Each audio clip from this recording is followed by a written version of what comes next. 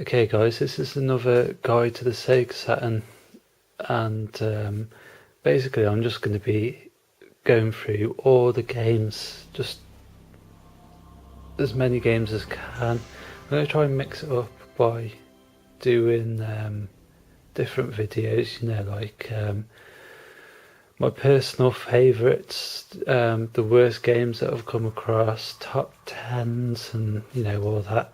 But I try and be as I can't even say it. I try and be as thorough as I possibly can. So I'm going through my shelves, and they're all my Sega Saturn games are organised by genre. So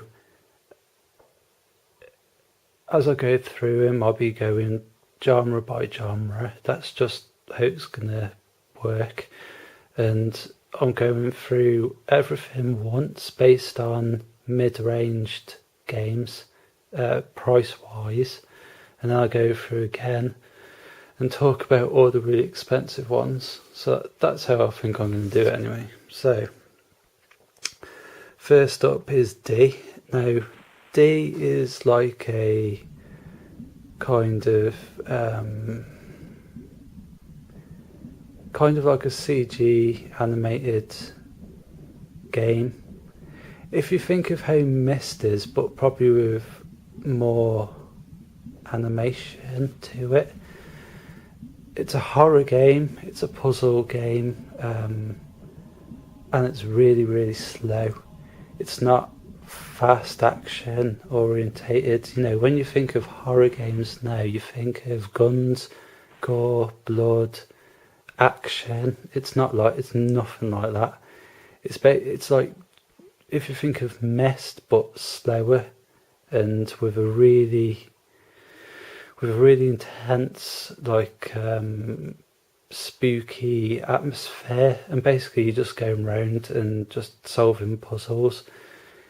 Basically there's one major puzzle in each area, and once you solve that puzzle you get onto the next puzzle, and you're basically just trying to get to the end and solve the mystery. I don't want to speak about the story too much because the story is pretty much bare bones, and if I say anything about it then it's just going to spoil it anyway. The game's only about an hour long, so it's got a time that now. I've completed it in about less than an hour, so it's not even an hour long. But I think it's a 2 hour time limit. So if you don't complete the game in that time, then it's game over. But like I said, I've completed it in less than an hour, so I've completed this game loads of times. It's just a brilliant game, one of my favourites. Next up is Myst. What can I say about Myst? It's a good game. It's a good game on the Sega Saturn. I think you can use there's a mouse there's a mouse and keyboard you can buy for the Sega Saturn. It's only a small number of games that work with the mouse and keyboard. I'm not sure what games use the keyboard, but I know of a few games that use the mouse, and I'm pretty sure you can use the mouse with Myst, but I'm not 100% on that. It's Myst. What I was going to say. Next up is Blazing Dragons. Now, Blazing Dragons it's a point and click comical adventure game. It's very cartoony. It's got cartoon graphics, and it's pretty funny. I wasn't really expecting it to be very good, to be honest with you, if I'm honest. But when I played it, I haven't completed it, but when I did play it, I was initially just playing it to make sure it worked, and then I ended up spending the whole night just playing on it because I just thought the humour was really funny on it. And plus it's got Terry Jones doing the voice acting as well, which is pretty decent. Like I said, it is a really decent point and click adventure game. I'm not sure that you can use the mouse on this, but the controls are pretty good, and so I don't think you really need the mouse for it, to be honest. Like I said, really funny comedy point and click adventure game. So yeah, That's that one. Next up, Tomb Raider. You wouldn't think there'd be much you can say about Tomb Raider, but you know, there is actually. So Tomb Raider first appeared on the Sega Saturn. I know the game came become synonymous with the PlayStation, and Sony was pretty on the ball and realised that, you know, hey, this Tomb Raider game's pretty damn, you know, something special, and they really kind of made Tomb Raider and Lara Croft kind of an unofficial mascot for the PlayStation. And they eventually snapped up the rights to all the games anyway, so that kind of froze Sega and Nintendo out for quite a long time. Everyone said that it was, the reason why they didn't bring Tomb Raider 2 to the Sega Saturn was because Core Design saw the really bad, you know, how bad the sales were on the Sega Saturn, and they thought, well, it wasn't cost effective to bring Tomb Raider 2 out to the Sega Saturn, and everyone kind of assumed that Sony just kind of threw loads of money at them, really, and just kind of bought them out. But really, it just made sense for Core Design really to go with the PlayStation, as the PlayStation was pretty dominant, selling billions, well, not billions, but millions of consoles, and they could shift a lot of units on the PlayStation, whereas not on the Sega Saturn. Now, the other thing that I found, and I wrote an article on this for Pixel Nation, which is in issue 1, so if you want to read that. But one of the things that I found is that Tomb Raider on the Sega Saturn only just cuts the mustard. It's got the atmosphere, it's got the gameplay, it's got the music, and in that it is a great game. The problem is the graphical engine really struggles. It's the graphical and gameplay and the game engine is barely adequate for the job. And what Core Design did with Tomb Raider 2 is, at least on the PlayStation, because obviously it never arrived on the Sega Saturn, but on the PlayStation they basically used the game engine and graphical engine from Tomb Raider 1, and they just improved it for Tomb Raider 2. But with Sega Saturn they would have had to actually rewrite the whole engine, because what they wanted to do with Tomb Raider 2 was, you know, make it bigger, make it better, expand and make the graphics and the game engine better and eliminate all the bugs and stuff. And like I said, on the Sega Saturn, it is a great game. It is a great game to play, believe me, and it's really cheap as well.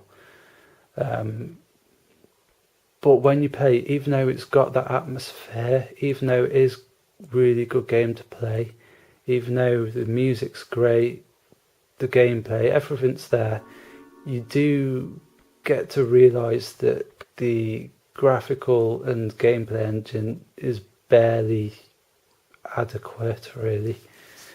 It's worth picking up, but you can see why, for Core Design to do Tomb Raider 2 on Sega Saturn, they would have had to redesign the whole engine, the engines, and that would have taken a lot of time, a lot of money, and it just didn't make financial sense on the Sega Saturn, really. So that's why they didn't do it. There's no conspiracy. It's just business, hence, really. So it's worth picking up, though. Next up is Resident Evil. Brilliant game, absolutely brilliant game. Again, you wouldn't think there's a lot to say about it, but Resident Evil on the Sega Saturn is meant to be the best version of Resident Evil, because it's got the pre-rendered backgrounds have got more detail in them, and it's got extra monsters in it. And once you've completed the game, you get this extra game mode. I never liked the game when I was younger. Couldn't get on with it. Didn't like that loading bit with the doors opening. Didn't understand that whatsoever, and thought it really threw off the pace of the game, and was one of the biggest reasons why I didn't like the game when I was younger. Couldn't see why people was making such a big fuss over it. Well, anyway, when I finally, got a Sega Saturn, eventually I picked up Resident Evil, and even then I wasn't sure about the game. I knew that as a kid I didn't like it, but I decided to say, you know what, I'm going to give this game a go. It's been so many years since I originally played it. Maybe now my tastes have changed a lot. Maybe I like it, and I bloody well loved it. Really loved the game. It's a brilliant game on the Sega Saturn. Everything's there. The only difference really between the PlayStation and Saturn versions are the PlayStation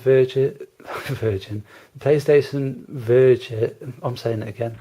The PlayStation version has got the 3D models are more detailed and intricate, and on the Sega Saturn the 3D models are more blocky and less detailed. But I mean, everything else is there. The gameplay, the atmosphere and that, so brilliant game. Next up is Crusade No Remorse. Now, I haven't actually played this through on the Saturn yet. I keep meaning to get around to playing it, but I haven't played it yet. But I have played enough of it on the Sega Saturn to know that it is a great game. The controls need a little bit of getting used to, but it is a great game. Now, I originally completed this game when I was younger on the PC. I remember playing it at my uncle's, and I kept playing it all bloody summer. In fact, I think I played it, I'm not sure whether I played it through all summer or whether it was over a couple of summers, I don't know. But I know I completed it in the end anyway, and it was a brilliant game. Loved all the FMV cutscenes in it. Loved the kind of some of the RPG elements to it. Just a brilliant adventure game. I loved going through and blowing up all the stuff and hacking consoles and using remote control robots, and just a brilliant game. Really is good. Like I said, everything about the PC version is there on the Saturn version. It's just that you haven't got the mouse to control the guy, so it gets a bit awkward with the control pad. Again, I don't think you can use the mouse with this one. I'm pretty sure you can't, but it's still a great game. So